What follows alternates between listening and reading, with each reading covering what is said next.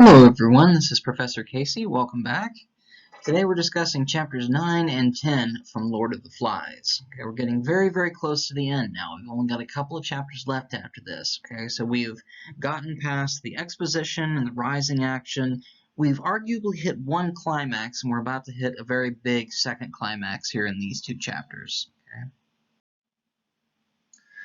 So our cast of characters has not changed. Okay, we still have the same group of characters that we've seen throughout the story, so I didn't see much of a need of rehashing them again here. Okay, I just wanted to go ahead and get right straight into the chapters and the analyses. Okay, so chapter 9 is called A View to a Death. Okay, this is arguably the darkest of the chapters of the entire book. Okay, this is where we really hit the second major climax, and this is the biggest climax of the book. Okay, remember the climax is the point of no return. This is where we hit a very large moment of high tension, high action, and all of that really comes to a head here.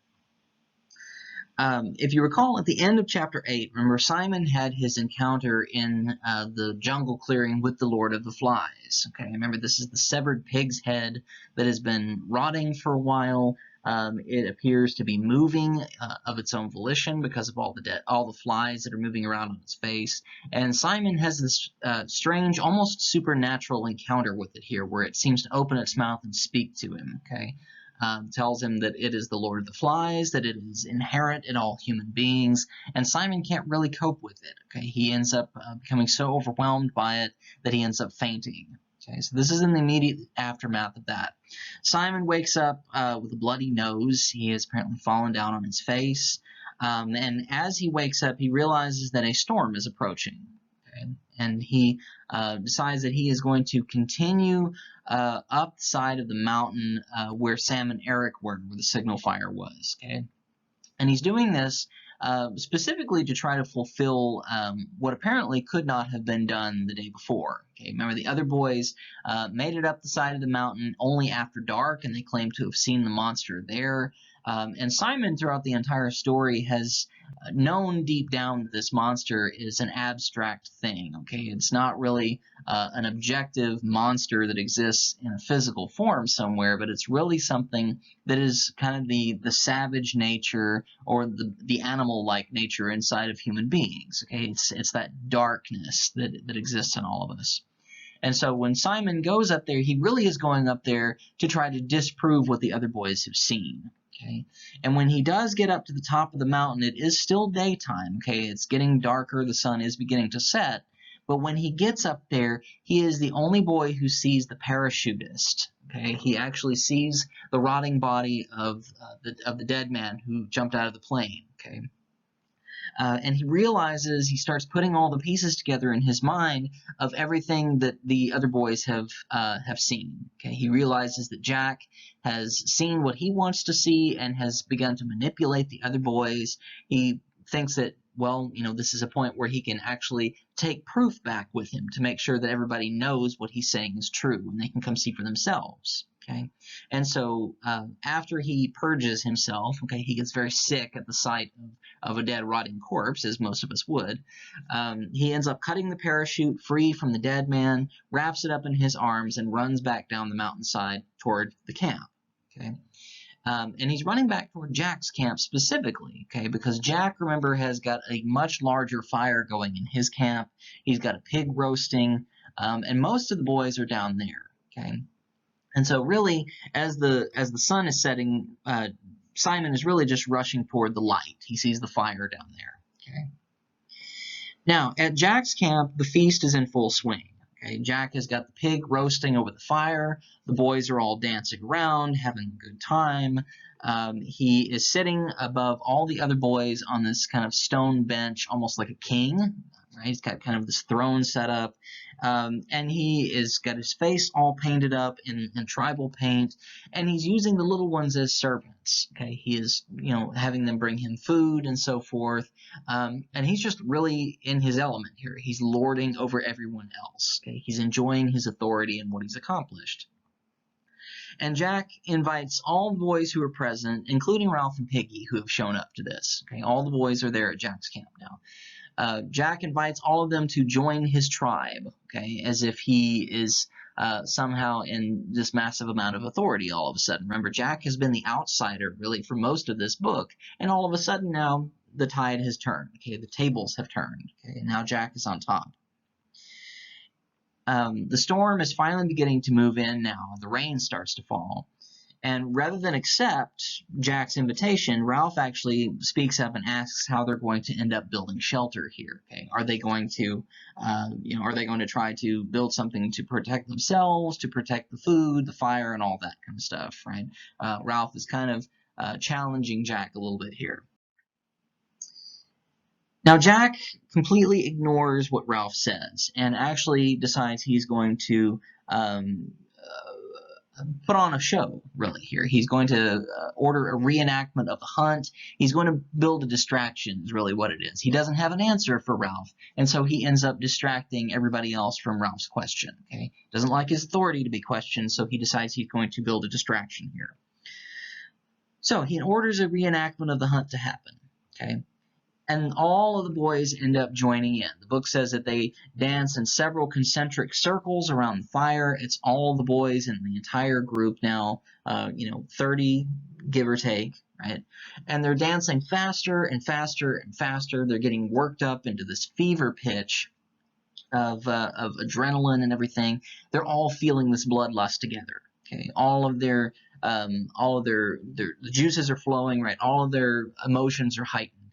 Okay, it's a group experience. It's almost a religious experience. Okay, and it's worth noting too that Ralph and Piggy have joined into this. Okay, they're kind of on the outskirts of all this, but they've joined into this as well. Okay, now while this happens, Simon appears.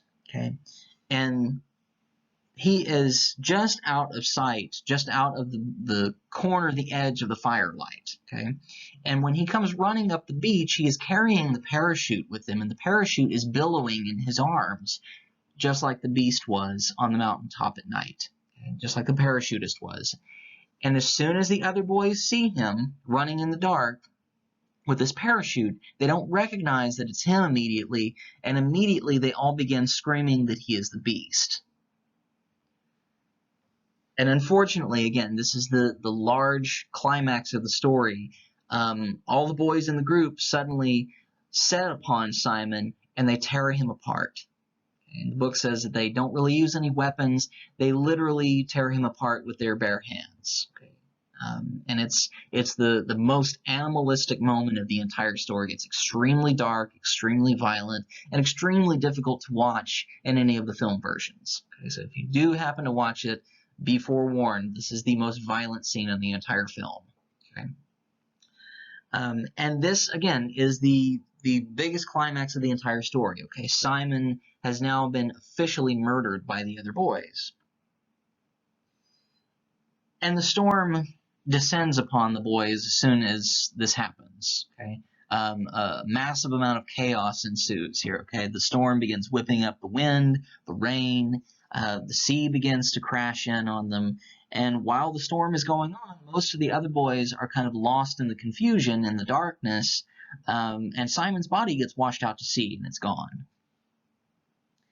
To top it all off, right after this happens, before the boys can decide what's happened, before they discover that Simon is really dead, the wind actually whips across the top of the mountain and blows the parachutist's body off of the side of the mountain. Okay, and the body goes into free fall and actually is blown straight down onto the beach right in the middle of where all these boys are. And when they see and hear the body smack down in the sand right in the middle of them, they think the monster has jumped down from the sky and is attacking them. Okay, and they scream and scatter and go in all different directions.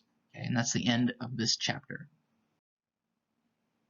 Now, as for the analysis of this, right, there's tons and tons of symbolism in this particular chapter. I'll try to just hit some of the high points here. The storm itself, anytime there is a storm that is approaching in a story of any kind, 99.999% of the time, it's foreshadowing of something bad coming. In this case, obviously, it's the Simon's impending death.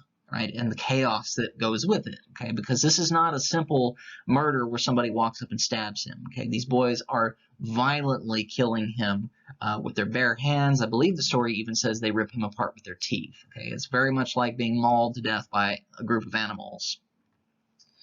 And the storm, not only does it wash away Simon's body, but it washes away all proof of what he's discovered. Okay, if the boys had even been allowed to find Simon's body and the parachute, they might have been able to piece together what had happened.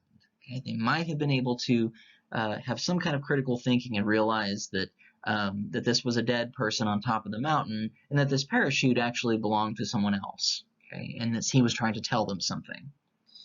And it makes it even easier for Jack to come back and say that Simon really was the monster, and that not only that, but he has now changed shape, okay? And that once his body disappears, the monster has disappeared for the time being, okay? And that eventually does become Jack's byline here, as Jack asserts to everyone else that the monster is not only a shapeshifter, but is immortal and has the ability to come back time and time again, no matter how many times they kill him. Okay, so this is easy for Jack to justify murder multiple times. And it begs the question, because of this encounter that Simon has had with the Lord of the Flies, was his death an inevitable thing? Okay, and this is where, again, a lot of literary critics have scratched their heads. A few of them have tried time and again to assert that this is a direct religious parallel, again, that this is some kind of self-sacrifice that Simon made, that this is something of a savior figure, a Christ-like figure, if you like, where he is ritually slaughtered for something. Okay, but again, this is not it's not a direct parallel. Okay, it's Simon's death is essentially in vain here. Okay, this is not really redeeming anybody in any way. Okay? And again, the harshest irony of all is that Simon had the truth in his hands, right? And he was on his way to give it to them. Okay, and again, this is where people try to point out that parallel, right? That this is some kind of a savior figure who is trying to show the truth to the world and gets murdered for his efforts. Okay, and again, take from it what you will, right? I'm not not endorsing this idea one way or the other, but this is just one point of view that some authors have tried to, or some critics have tried to put forth. And again, the bloodthirsty atmosphere that Jack has put together now, made out of fear, of manipulation, of this totemistic worship of an unnamed monster that lives out in the jungle somewhere, is really what leads to Simon's death. Okay, Jack is responsible for this. And again, Simon is the only one who has actually seen the dead parachutist during the daytime. Everyone else has seen it at night. Okay, so again, this is some very direct symbolism of someone seeing something in the light, right? Having the light of discovery, the light of enlightenment itself, if you like. Whereas everyone else sees it through a darkened lens. Okay, they don't understand what they're seeing. Okay, so Simon seems to be the only one who does, and he's killed for his efforts.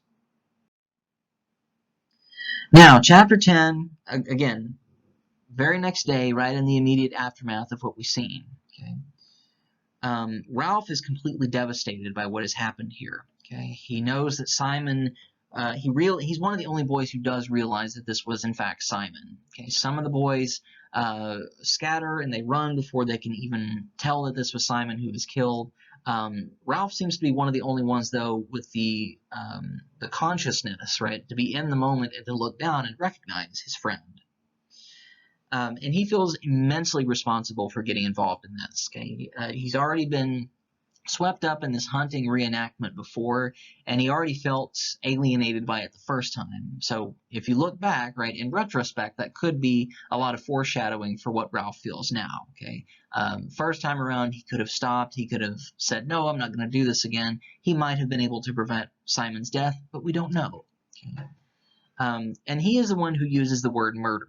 Okay, Ralph is the one who insists that these boys have not only killed somebody by accident, they have consciously committed murder by doing this. Okay, and he is desperately clutching onto the conch shell, almost like a teddy bear or a security blanket. Okay, he's rocking back and forth. He's laughing hysterically. He's having a complete mental break here. Okay, he can't cope with this. And again, the conch shell represents order. It represents law. It represents some kind of structure to these boys' little society here. And for him to clutch to that, he's really trying his best to cling to the world that he came from, right? And he realizes that this world that they're in now is completely wild and dangerous.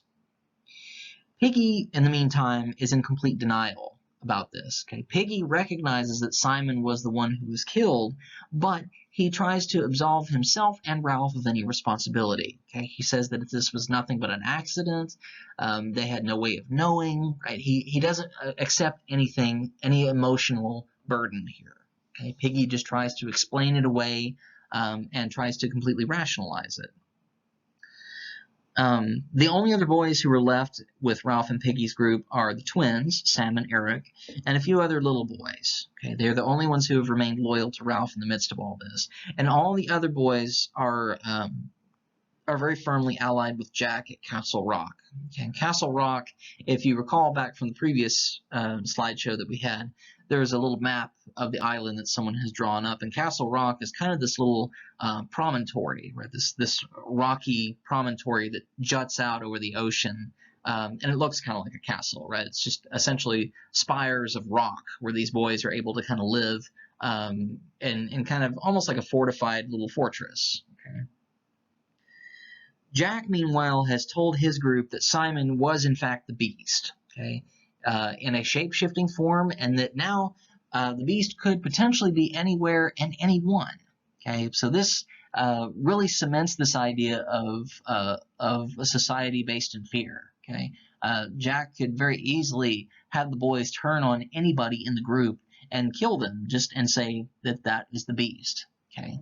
So again, saying that the Beast is a shapeshifter and saying that it is immortal and can come back infinite numbers of times makes it all too easy for him to do this. And again, this begs the question if Jack actually does believe this. Okay, does he truly believe that this is the case? Is he really a fanatic? Or is he just trying to come up with an excuse to manipulate people? Okay, either one is arguably just as frightening as the other. Okay.